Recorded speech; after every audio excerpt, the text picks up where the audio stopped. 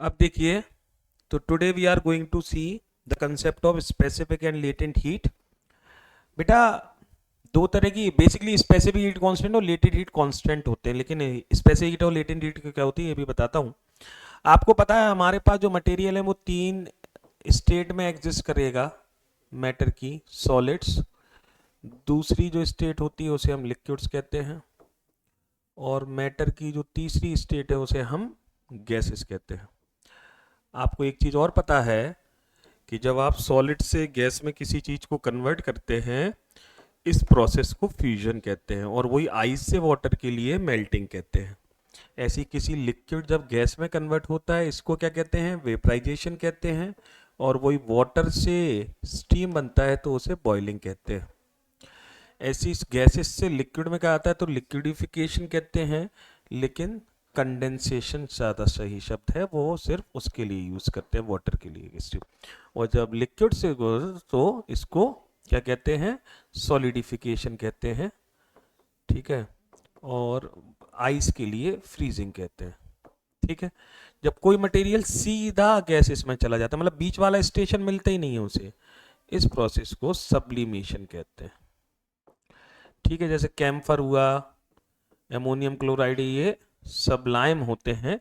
इनमें मतलब लिक्विड बीच वाला अवस्था आती ही नहीं है। अब आपको एक चीज़ और पता है कि सॉलिड में वही पार्टिकल्स हैं वो बहुत पास पास होते हैं, लिक्विड में थोड़ा दूर होते हैं, गैसेस में और दूर होते हैं।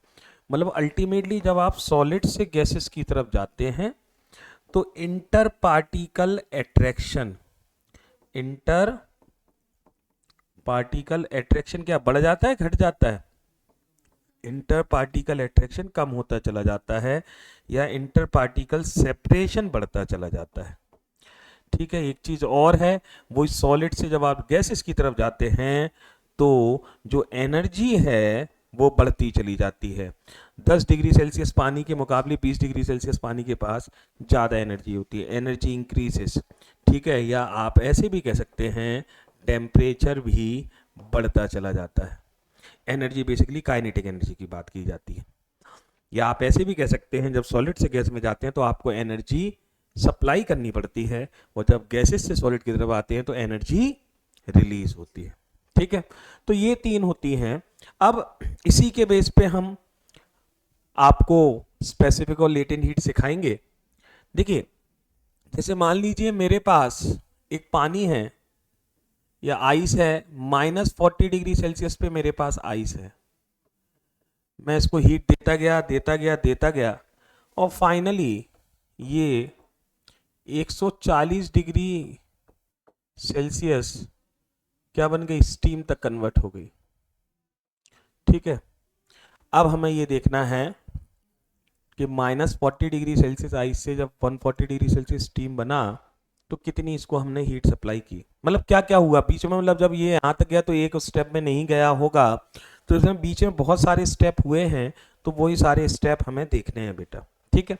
तो पहले क्या हुआ कि -40 डिग्री सेल्सियस आइस से पहले 0 डिग्री सेल्सियस आइस बनेगा, फिर और ज़्यादा हीट सप्लाई करोगे तो 0 डिग्री सेल्सियस आइस से 0 डिग्री सेल्सियस वाटर बनेगा, फिर और ज़्यादा हीट दोगे तो 0 डिग्री सेल्सियस वाटर से 100 डिग्री सेल्सियस वाटर बनेगा, फिर और ज़्यादा हीट दोगे तो 100 डिग्री सेल्सियस वाटर से 100 डिग्री सेल्सियस स्टीम बनेगी, फिर और ज़्यादा हीट दोगे तो 100 डिग्री सेल्सियस स्टीम से 140 डिग्री सेल्सियस स्टीम। मतलब ये सारे पड़ाव आने हैं अगर आपको 140 डिग्री -40 डिग्री सेल्सियस आइस को 140 डिग्री सेल्सियस स्टीम में कन्वर्ट करना है, तो ये सारी चीज़ें होंगी। अब आप किसी भी दो स्टेजेस को कंपेयर करिए तो आप देखोगे, अगर जैसे यहाँ देखो फेस सेम है तो टेम्परेचर चेंज हो रहा है, जब टेम्परेचर सेम है तो फेस चेंज हो रहा है। फेस मतलब अवस्था, सॉलिड से लिक्विड, लिक्विड से गैस, या गैस से लिक्विड, या लिक्विड से सॉलिड, ठीक है। तो एक बार में एक चीज बदलती है, या तो फेज बदलता है या टेम्परेचर बदलता है, दोनों एक साथ नहीं होते हैं। तो जो अमाउंट ऑफ हीट एनर्जी चाहिए to change the temperature without changing the phase is called specific heat, C से शो करते हैं। और जब फेज चेंज होता है तो उसको लेटेंट हीट कहते हैं। तो ये देखो फेज चेंज हो रहा है, ठीक है, ये temperature change specific heat, latent heat phase change, और ये टेम्परेचर। अब देखो फेज दो ही चेंज हो सकते हैं, सॉलिड से लिक्विड या लिक्विड से गैस। तो इसको कहते हैं लेटेंट हीट ऑफ फ्यूजन, और इसको कहते हैं जब गैसेस से लिक्विड से गैस होता है लेटेंट हीट ऑफ वेपराइजेशन। ये हम पानी के लिए बात कर रहे थे, लेकिन लेटेंट हीट सिर्फ दो ही हो सकती हैं। जब वापस भी आएगा तो उसको भी हम समवॉट वैसे ही कह सकते हैं। अब एक चीज जो और आपको जीवन भर के लिए याद रखनी है कि जो लेटेंट हीट ऑफ वेपराइजेशन है वो हमेशा लेटेंट हीट ऑफ फ्यूजन से ज़्यादा होती है। किसी भी मटेरियल की, सिर्फ इसकी नहीं कह रहा हूँ, किसी मटेरियल की latent heat of vaporization is always greater than, क्यों होती है उसका भी जवाब दूंगा, लेटेंट हीट ऑफ फ्यूजन से हमेशा ज़्यादा होगी। ये भी हमेशा के लिए सच है। ठीक है, ये है। अब इसके बाद अगली चीज समझिए, ये हो गया। अगली चीज जो आपको समझनी है यहाँ पर, सबसे पहले स्पेसिफिक हीट देखनी है, फिर लेटेंट हीट देखनी है। तो दो तीन चीजें और हैं इसमें कि स्पेसिफिक हीट क्या है कि कितनी अमाउंट ऑफ हीट एनर्जी लग रही है to change the phase, sorry to change the temperature without changing the phase, और लेटेंट हीट में टू चेंज द फेस, मतलब स्ट्रेट सॉलिड से लिक्विड, लिक्विड से गैस। ये था। तो अब एक हमने ये तो समझ लिया, लेकिन अब एग्जैक्ट डेफिनेशन देखते हैं। पहले स्पेसिफिक हीट का देखेंगे, फिर लेटेंट हीट का देखेंगे। देखिए, जब हम एग्जैक्ट अब स्पेसिफिक हीट की जब बात करेंगे तो जो आपको क्यू चाहिए, अमाउंट ऑफ हीट एनर्जी चाहिए, जैसे एक पानी 10 डिग्री सेल्सियस पे रखा है, 20 डिग्री सेल्सियस तक ले जाना है, 1 किलोग्राम पानी है, 1 केजी पानी, और 5 केजी पानी है, दोनों को 10 से 20 ले जाना है। कब ज्यादा Q, Q is the amount of heat energy है, कब ज्यादा क्यू लगेगा? 1 किलो पानी में, 5 किलो पानी में, 5 किलो में ज्यादा हीट लगेगी। मतलब जो अमाउंट ऑफ स्पेसिफिक हीट लगती है it is directly proportional to the mass. अब दो जगह 1-1 किलो पानी रखें, एक पानी को 20 से 40 डिग्री सेल्सियस तक ले जाना है, दूसरे पानी को 20 से 60 डिग्री सेल्सियस तक ले जाना है। बताओ किसमें ज्यादा क्यू लगेगी? जिसका टेम्परेचर डिफरेंस ज्यादा है, डेल्टी ज्यादा है, हाँ या ना? क्लियर है? तो हमने देख लिया कि जो दिस इज स्पेसिफिक हीट। फिर आप कहेंगे सर वो सी क्या था, वो मैं बताता हूं वी क्या था। ये amount heat energy, specific heat energy आप इसको कह सकते हैं। ठीक है, what is M? The mass. What is del T बेटा? The change in temperature. This is change in temperature, ये टेम्परेचर जो, ठीक है, ये चेंज इन टेम्परेचर है।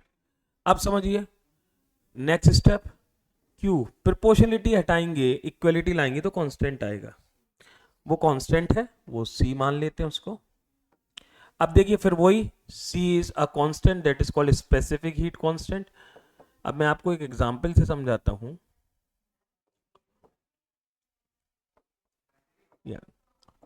या स्पेसिफिक हीट कैपेसिटी भी कहते हैं इसको, स्पेसिफिक हीट कैपेसिटी।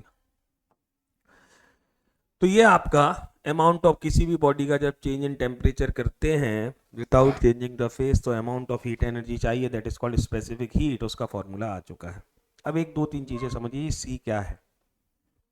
1 किलोग्राम पानी रखा, 1 किलोग्राम ऑयल रखा, दोनों 10 डिग्री सेल्सियस पर हैं, दोनों को 20 डिग्री सेल्सियस राइज करना है, दोनों का डेल्टी सेम है, मास सेम है, तो क्या दोनों में क्यू सेम लगेगा? नहीं, पानी में ज़्यादा लगेगा, ऑयल में कम लगेगा। मतलब ऑयल का क्यू कम क्यों है? क्योंकि अब मतलब एक और चीज़ है, मटेरियल की इंट्रिंसिक प्रॉपर्टी है, वो भी डिसाइड करेगा कि कितनी अमाउंट ऑफ हीट एनर्जी लगेगी, and that is the C, that is called specific heat capacity which changes from material to material.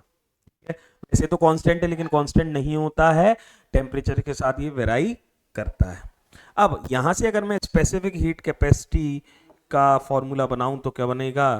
Q by upon M del T, ये बन गया हमारा Q upon M del T. ठीक है, तो अब देखो इसकी डेफिनेशन और एसआई यूनिट दोनों यहां से निकालेंगे। देखो एक चीज और जो आपको याद रखना है, देखो एनर्जी कोई सी भी हो, एनर्जी का ऐसा यूनिट तो एक ही रहना है, वो है जूल। चाहे हीट एनर्जी हो, चाहे कोई सी भी एनर्जी हो, ऐसा यूनिट तो जूल रहना है। लेकिन बेटा जो हीट एनर्जी है, आप ऐसे कह सकते हैं, चलो हम हीट की बात कर रहे हैं अगर, तो हीट एनर्जी का सीजीएस यूनिट कैलोरी होता है। ये कुछ बुक्स में मिलेगा आपको, इसलिए हम भी वही अभी कन्वेंशन इसी पे जाएंगे, कैलोरी होता है।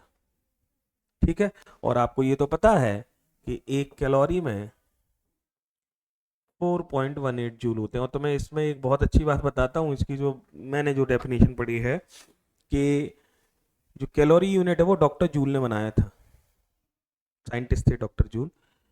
डॉक्टर जूल ने पानी को हीट किया 14.5 डिग्री सेल्सियस से 15.5 डिग्री सेल्सियस तक, तो जो अमाउंट ऑफ हीट एनर्जी लगी वो 4.18 जूल लगी, उसको उन्होंने नया यूनिट दे दिया 1 कैलोरी।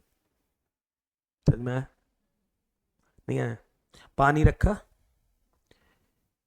14.5 डिग्री सेल्सियस से 15.5 डिग्री सेल्सियस तक, 1 केजी पानी या जो भी 1 ग्राम जो भी लिया हो, अब मुझे याद नहीं है अभी, पानी रखा उसको हीट किया, तो जो अमाउंट ऑफ हीट एनर्जी लगी कितना राइज होने में, वो कितनी थी 4.18 जूल। उसको क्या नया यूनिट दे दिया 1 कैलोरी।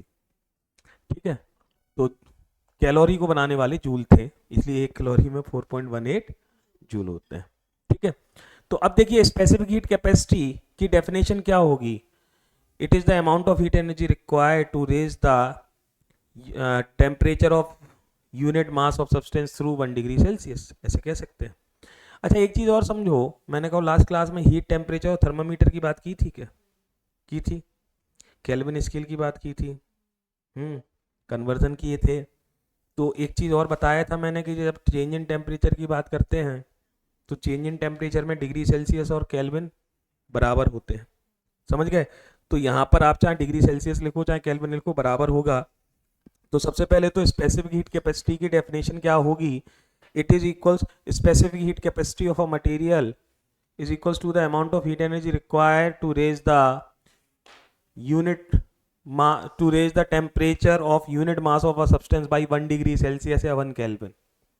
ठीक है, तो what will be the definition of C? It is the amount of heat energy required, amount of heat energy required to raise the temperature of unit mass of substance by 1 degree Celsius या 1 kelvin, कुछ भी कह सकते हैं। अब एक minute सुनो, what will be its SI unit then. देखो एसआई यूनिट हीट का जूल, मास का केजी और टेम्परेचर का डिग्री सेल्सियस में। लेकिन आप चाहो तो पर डिग्री सेल्सियस और यहाँ बराबर हैं तो आप जूल पर केजी पर केल्विन भी कह सकते हैं।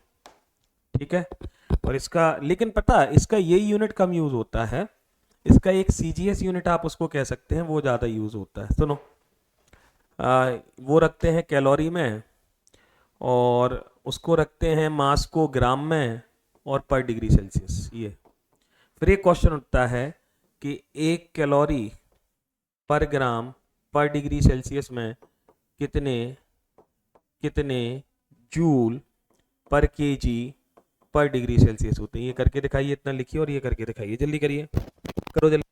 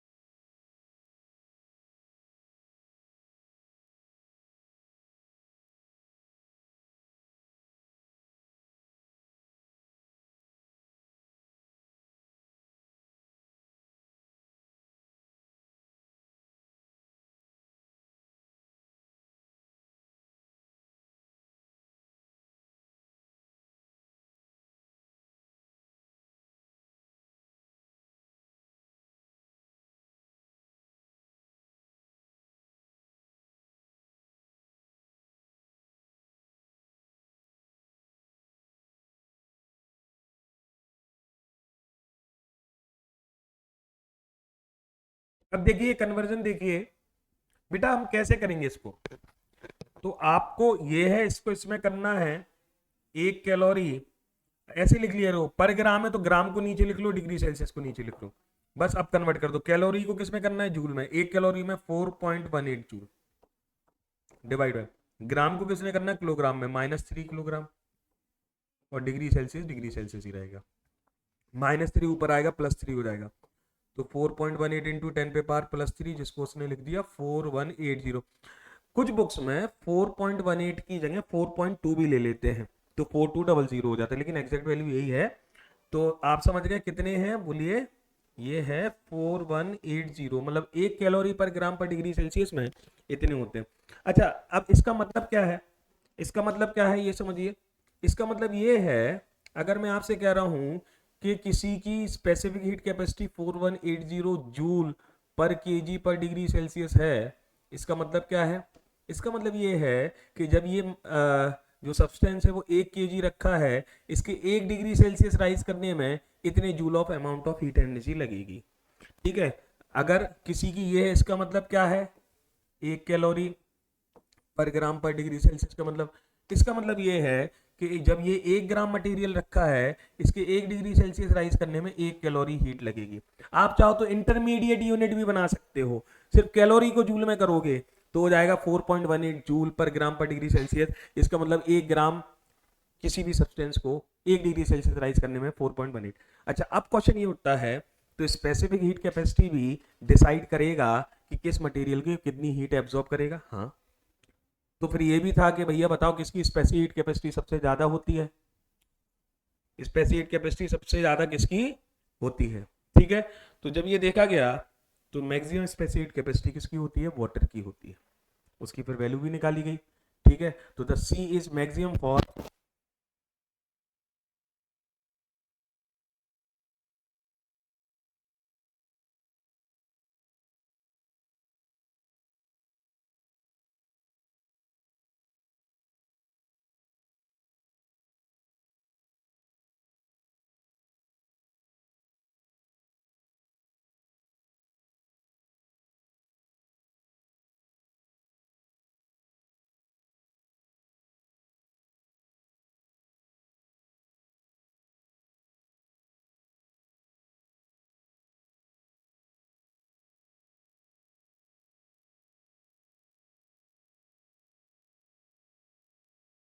ठीक है, तो अब देखो फिर अगली चीज क्या देखनी है कि सी किसकी मैक्सिमम है।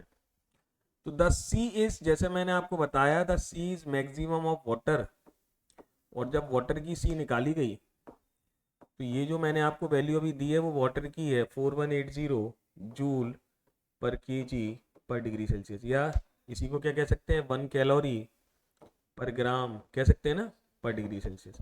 एंड दिस, इसलिए वाटर की सी मैक्सिमम है, that's why water is used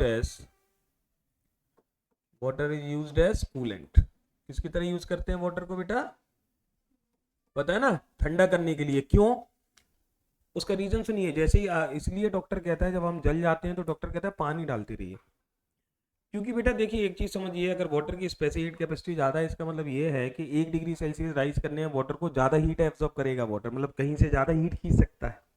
इसकी स्पेसिफिक हीट कैपेसिटी जितनी कम होगी, वो 1 डिग्री सेल्सियस राइज करने में उतनी कम हीट एब्जॉर्ब करेगा और जल्दी गर्म हो जाएगा। तो वाटर कूलेंट की तरह इसलिए यूज है कि ज्यादा हीट खींचता रहेगा और खुद गर्म ज्यादा नहीं होगा, इसलिए गाड़ियों में भी रेडिएटर में आज भी पानी डाला जाता है। लेकिन जो जितनी जल्दी देर में गर्म होगा उतना ही देर में ठंडा होगा, इसलिए वाटर, इसलिए ऑयल जल्दी गर्म होता है, जल्दी ठंडा हो जाता है, क्योंकि इसकी स्पेसिफिक कैपेसिटी कम है। रेत की कम होती है, सी इसलिए। ठीक है, आरएसएल में वो लैंड ब्रिज सी ब्रिज इसलिए चलते हैं कि पानी और रेत की जो स्पेसिफिक कैपेसिटी है उसमें बहुत डिफरेंस होता है, जिसके कारण एक एयर प्रेशर का डिफरेंस क्रिएट होता है। ठीक है, स्पेसिफिक कैपेसिटी का कंसेप्ट समझ गए हैं, क्लियर है। अब आते हैं लेटेंट हीट पर। ठीक है, जब हम लेटेंट हीट की बात करते हैं बेटा,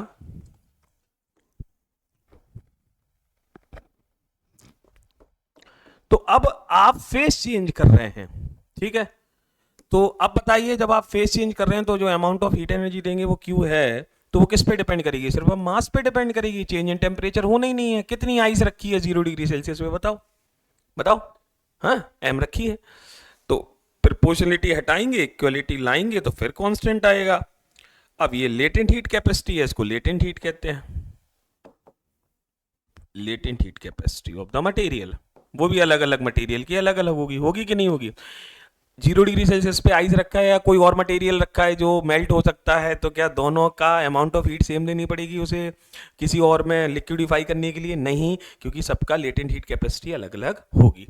एल की अगर आप फॉर्मूला बनाएंगे तो क्या आएगा बेटा, Q by M.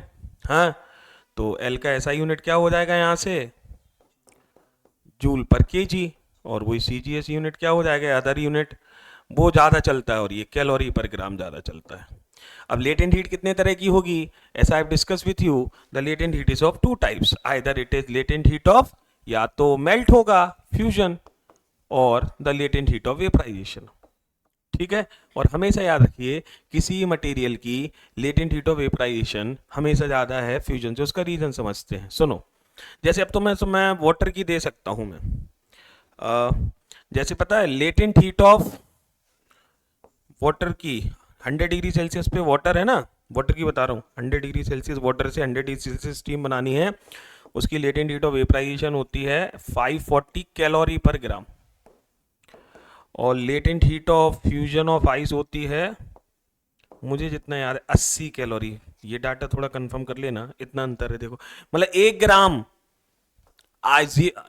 0 degree Celsius ice से 0 डिग्री सेल्सियस वाटर बनाना 80 कैलोरी हीट देनी है, 1 ग्राम 100 डिग्री सेल्सियस वाटर से। अब रीजन सुनो क्यों, सुनो यहाँ सुनो, यहाँ देखो ये होता क्या है स्पेसिफिक लेटेंट का अंत, ये -40 डिग्री सेल्सियस आइस है, ये क्या है -40 डिग्री, कॉम्पैक्ट शेप, मॉलिक्यूल्स बहुत पास पास हैं, बॉन्डिंग जबरदस्त है, आपने हीट करना शुरू किया, बॉन्ड थोड़ा ब्रेक, थोड़ा सा स्पेसिंग बढ़ती चली गई, हीट एब्जॉर्ब हुई, टेम्परेचर बढ़ता चला गया, -40 से 0 डिग्री सेल्सियस आइस तक आ गए, लॉन्चिंग पैड तैयार है, क्या बॉन्ड ब्रेक होंगे, अभी ब्रेक नहीं हुए, सिर्फ टेम्परेचर राइज हुआ, लेकिन लॉन्चिंग पैड तैयार हो गया। अब जो हीट जाएगी वो सीधा टेम्परेचर राइज करने में नहीं जाएगी, सीधा बॉन्ड ब्रेक करने में जाएगी, इसलिए लेटेंट हीट को हिडन एनर्जी भी कहते हैं, दिखती नहीं है, कहाँ गई, टेम्परेचर राइज तो हुआ ही नहीं, तो 0 डिग्री सेल्सियस आइस से 0 डिग्री सेल्सियस वाटर बन गया, फिर स्पेसिंग बढ़ चुकी है, आपने और ज़्यादा हीट दी, जैसे जैसे आपने और हीट दी तो थोड़ा सा स्पेसिंग बढ़ी और टेम्परेचर बढ़ता चला गया,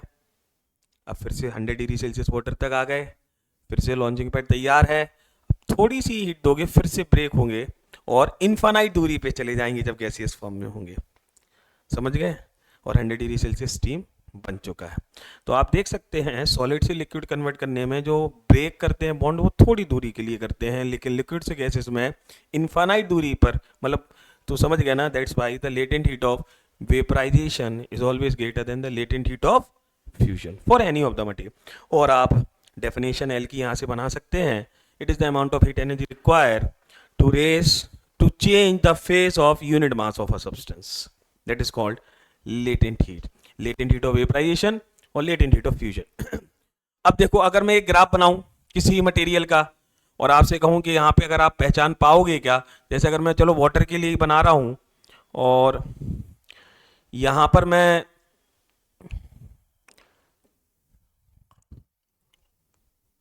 ये 0 डिग्री सेल्सियस है, ये 100 डिग्री सेल्सियस है, ये वाई एक्सिस पे मैंने टेम्परेचर ले लिया और एक्स एक्सिस पे मैंने अमाउंट ऑफ हीट एनर्जी जो सप्लाई की क्यू ले ली, ठीक है। तो देखो ये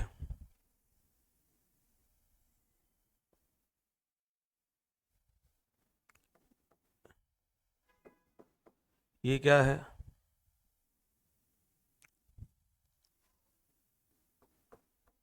ये 100 डिग्री सेल्सियस है,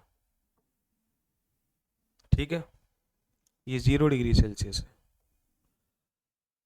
और -40 डिग्री सेल्सियस पे थी आई सी, ये है -40 डिग्री, तो माइनस थोड़ा यहाँ से शुरू नहीं करते हैं इसको, एक मिनट रुकिए,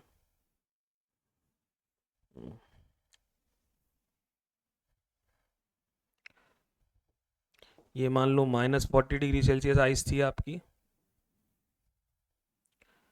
-40 डिग्री सेल्सियस से 0 डिग्री सेल्सियस आइस आई, 0 डिग्री सेल्सियस आइस से 0 डिग्री सेल्सियस क्या बना? वाटर। 0 डिग्री सेल्सियस आइस से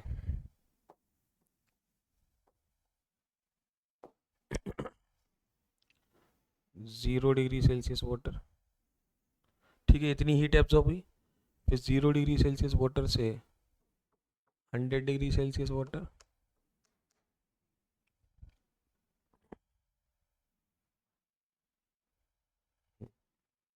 ये हमारा 100 डिग्री सेल्सियस। ठीक है, हाँ, फिर 100 डिग्री सेल्सियस वाटर से 100 डिग्री सेल्सियस स्टीम हो रही है। तो ये क्या है? Latent heat of vaporization. और ये क्या है? Latent heat of fusion. ये क्या है? Specific heat. ये भी क्या है? समझ गए ना? -40 डिग्री सेल्सियस से दिस इज ऑल्सो स्पेसिफिक। तो याद रखना, ग्राफिकली बहुत बार पूछ लेते हैं, तो अपने आप समझ जाना, जो बड़ी डंडी है ज्यादा हीट एब्जॉर्ब कब हुई? वेपराइजेशन में एज कंपेयर टू फ्यूजन। तो you could draw this graph. Temperature heat graph बहुत बार दे देते हैं और इसके बेस पे फिर आपसे क्वेश्चंस पूछ लिए जाते हैं, तो आपको आना चाहिए। बनाइए इसको।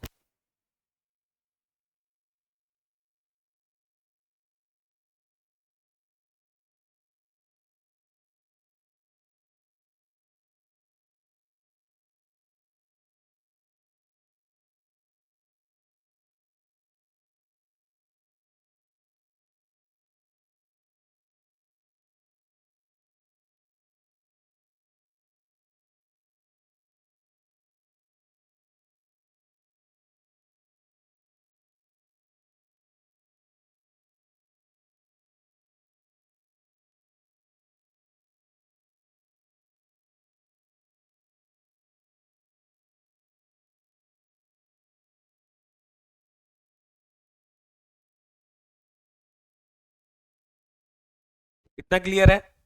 स्पेसिफिक हीट, लेटेंट हीट, ठीक है। अब देखो बेटा, स्पेसिफिक हीट में एक और कंसेप्ट आएगा, मोलर स्पेसिफिक हीट। वैसे तो ये आगे पढ़ना है, लेकिन यहीं देख लीजिए एक बार। Molar specific heat. Molar specific heat में हम कुछ, मोलर स्पेसिफिक हीट को पहले तो बात तो कैपिटल सी से शो किया जाता है।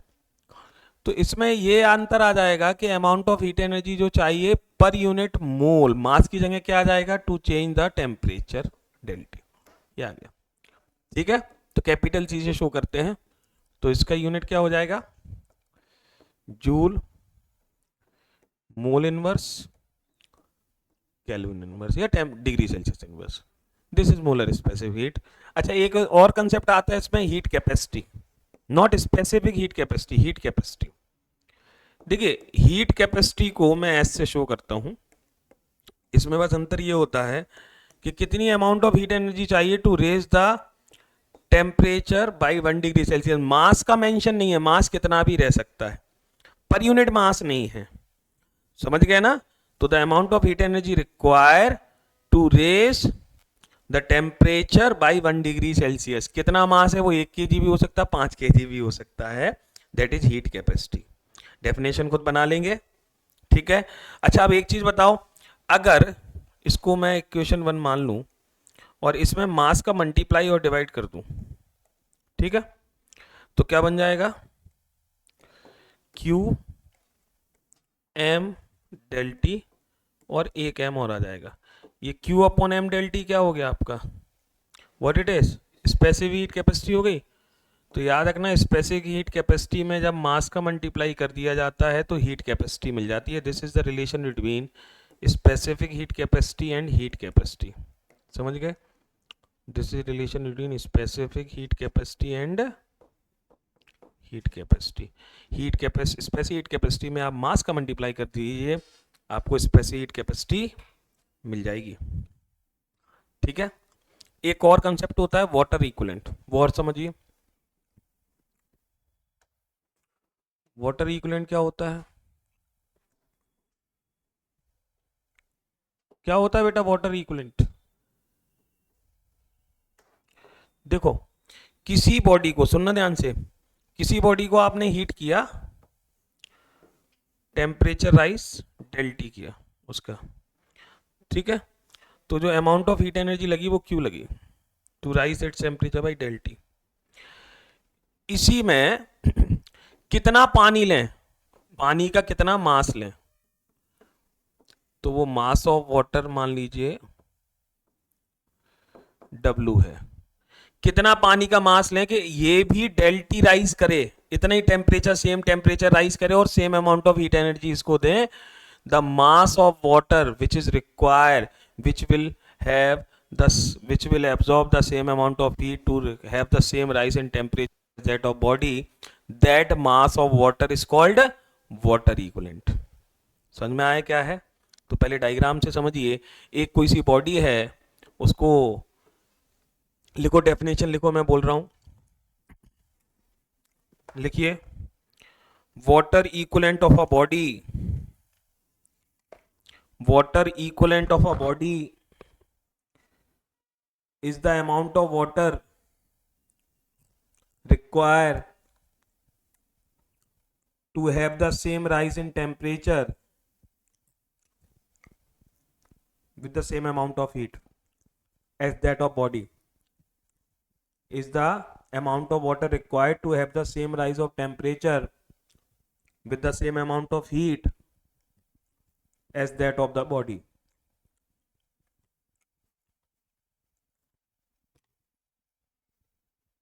ठीक है, कितना क्लियर है? कोई डाउट है? पूछिए, कुछ समझ में ना आया हो।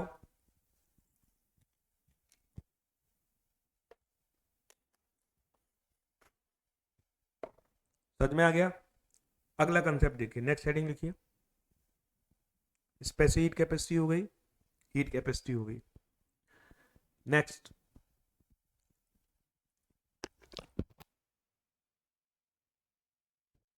चलो